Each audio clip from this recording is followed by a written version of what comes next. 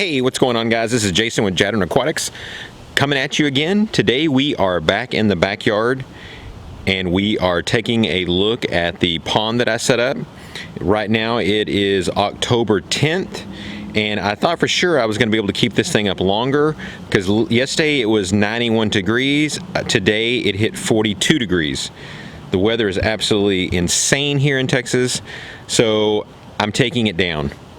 But if you'll notice, there is no tent above it anymore.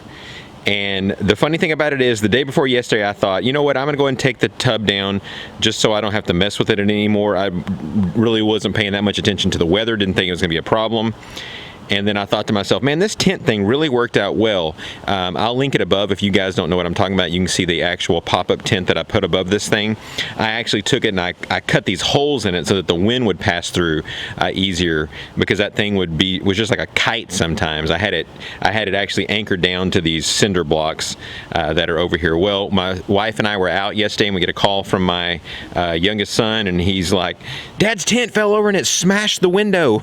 Well, it didn't smash the window. It came undone from two of the cinder blocks because it was super windy, knocked down some trees and stuff over here. So it actually flipped it over. It didn't hit the window, it kind of hit the door. It didn't really do any damage. So I went ahead and completely took that down since it was laying on its side. And so now we are going to work on getting the water out of this, get the fish out of it, and get them inside the 55-gallon that I've got in the fish room before they go through another cold night tonight. I think the water's okay right now because it didn't get cold until pretty late last night, so it hasn't been exposed to the cold a lot.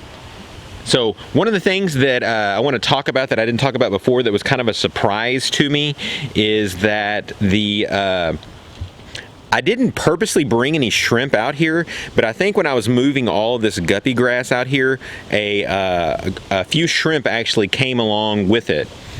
And so I've noticed as I'm messing around with this thing that the shrimp are actually breeding in here, which kind of came as a surprise because this tub was getting up to about 85 degrees sometimes. And I've always been told that shrimp just can't survive at those temperatures. Well, these have not only been surviving, but they've actually been thriving and reproducing in it. So let's go ahead and I'm gonna go ahead and get all this water and stuff removed in here, get all the fish caught, get this duckweed out of here, put the guppy grass in the 55-gallon, and once I get these fish out of here, I'll show you guys what exactly is in here, because I'm not even 100% sure. I put quite a few guppies in here as I was shutting down tanks, but how many have actually had fry and grown up, I don't have a clue. I think the thing has been set up now for about 3 months, if I remember right. So let's go ahead and let's get all these things caught and get them out of here. All right, so we got everything out of the tank, or out of the pond, and put into this 55-gallon tank. And I gotta tell you, I'm a little surprised at how many guppies I actually got out of here. I didn't think there was that many still actually left in there. I would hazard a guess between all the fry and stuff that I got, there's probably about 100. There's not as many adults as I thought would still be in there. I thought when I kept looking in there, I thought I saw a bunch of them, but there's not quite that many. And even the ones that are in here look kind of skinny. It might have something to do with the fact that the pond was staying 84, 85 degrees, which means their metabolism was just blowing and going, which means they could eat a tremendous amount, so they probably just were not getting fed enough. But the thing that I'm absolutely just blown away with is, if you remember, I said I didn't put any shrimp in here. At least I didn't put any in here on purpose. But I think as I was moving duckweed into it, probably 4 or 5 shrimp maybe might have made it in there. And if you look in here now, there has to be at least 500 Neos in here. I mean, these things are absolutely everywhere.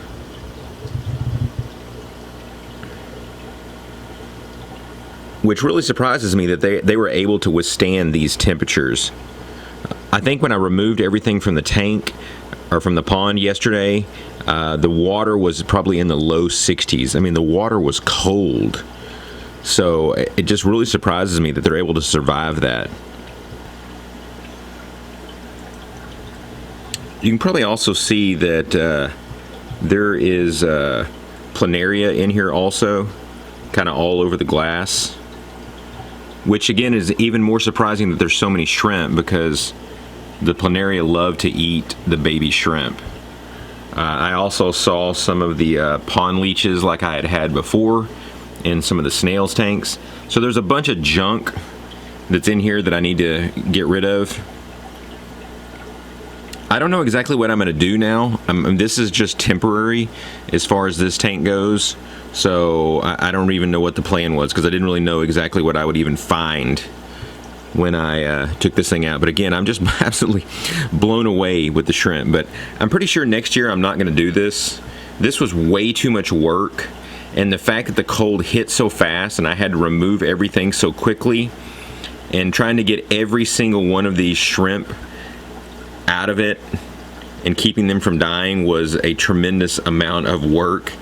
And as you can see, I had to pull out a lot of just a crap that was in the bottom of the pond because the shrimp were so mixed in with it. So this tank just looks junky as can be. And as you can see over here, that's just tons of guppy grass that I pulled out of it. So there's still tons more shrimp than you're even seeing that are all embedded into this guppy grass. Alright, so that was my fun with my very first time to do outside tubbing. It was definitely a learning experience, but again, I doubt I'm going to do it again next year.